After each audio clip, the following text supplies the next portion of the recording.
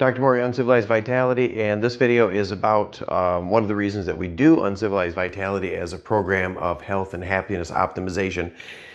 One of the things we're striving for is Eudaimonia, a life that is serene, joyful, and enthusiastic. And how do we get to discovering Eudaimonia for ourselves?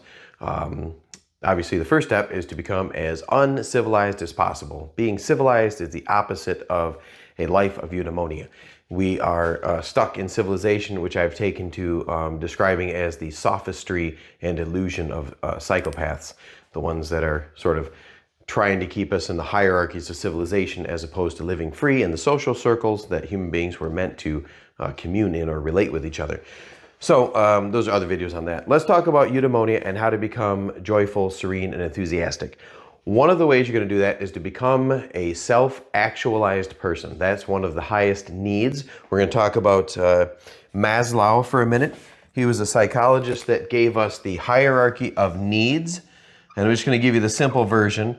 There are tons and tons of these descriptions about Maslow's hierarchy of needs, and I like to keep it fairly simple. And he did this little pyramid thing, which I think helps out quite a bit. Maslow's hierarchy of needs. Maslow's needs. We'll put that in quotes, right? Maslow was a psychologist that believed in a psychology of positivity and health based on needs that human beings actually had, and not focusing so much on the overemphasis of the disorders and the problems and the distresses that human beings have, and the mental disorders they develop. He thinks we lose sight of what it is to be a human being, and our concepts become distorted by overly focusing on the problems. And that's, we were just talking about this on the last trip, that's very apparent today. We're over diagnosing and giving everyone a disorder. Your kid doesn't, you have a picky eater, all of a sudden your child's not just a picky eater, they have an eating disorder, or they don't make friends easily, they're not shy, they've got some kind of disorder. So we're overanalyzing, we're going way away from what Maslow had intended as a psychology of positivity to lead us more toward self-actualization and eudaimonia, and getting away from the disorders. We're becoming more civilized, and UV is here to unpack that. So this is how we do it. Maslow's hierarchy of needs start with the base needs, physiological. Your physiological needs are food, water, sleep, rest, the things that literally keep you alive at your physical level. Beyond that, you have simple safety needs. You have safety needs. You need a warm, safe place to sleep. We talk about this in UV with the 4 horsemen of misery outside: cold, wet, tired, and hungry. After you've worked your way up and you've dealt with your physiological needs and your safety needs, you have social needs. Social needs. Everyone needs to be loved or part of a community. We're a hypersocial animal, so we have social needs. You need to belong, right? The Uncivilized Vitality program involves forming local chapters where you get together to share in community each month, at least once a month, talk about the teachings in the UV system, and encourage each other and just get like-minded individuals together. So we have these chapters that meet our social needs. Once you get past that, and another avenue to meeting these needs is you have needs for esteem, self-esteem, or the esteem of your peers. This can be the respect. You need to be not only belong to your group, but you need quite literally to be well thought of, at least by somebody.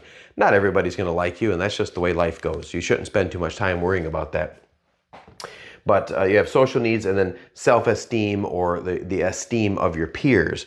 And then eventually you're going to get up to what Maslow called self-actualization.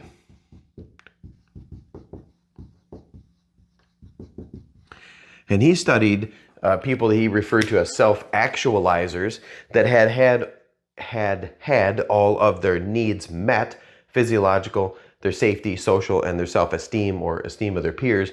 And then they were able to meet the need for self-actualization. Self-actualizers were people that were comfortable with themselves and free of neuroticisms or too much worry about the worries that civilization instills on us. They were able to meet the problems of daily living and the challenges more as with a positive frame of mind. So they were able to say, oh, this has happened. This is not a disaster. This is just an opportunity or a mild setback, and I can turn that around in some way. So a self-actualizer met the top of Maslow's hierarchy of needs. Once you start to become self-actualized, in the Uncivilized Vitality, we teach that there are 3 abilities you must recover that have been lost from human beings in a non-civilized manner that'll help you maintain your self-actualization. And you're going to have capability, adaptability, and durability. Right? You need these 3 lost abilities to maintain being a self-actualizer. You have to have had these needs met, and civilization is kind of designed, that'd be a longer video, I think, to sort of take these needs away from us and prevent us from becoming self-actualized. Once you are a self-actualizer, that's a tough word to say, and you have these 3 lost abilities, living a life of eudaimonia, a life that is joyful, serene, and enthusiastic becomes more the norm as opposed to some,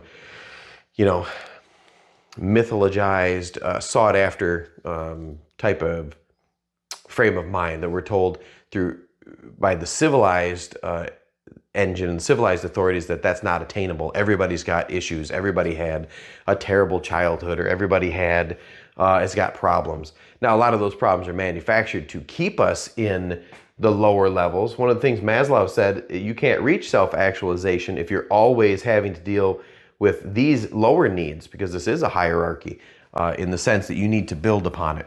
I can't be living a life of eudaimonia if I have no safe place to live and sleep. I have no mental security about maybe I have some retirement savings put away. I'm not getting enough food to eat or enough sleep or any clean water. I'm constantly exposed to disease and pestilence.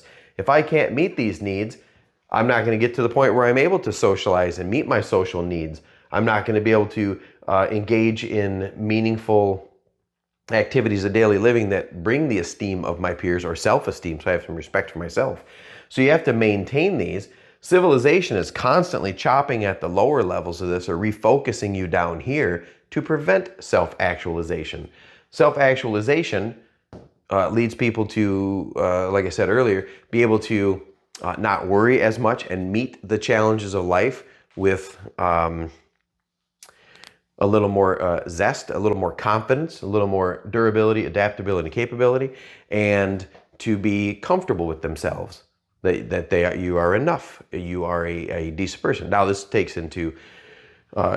for granted, or is assuming that you are actually trying to be a good person. Like Marcus Aurelius said, stop arguing what it means to be a good man and just be one.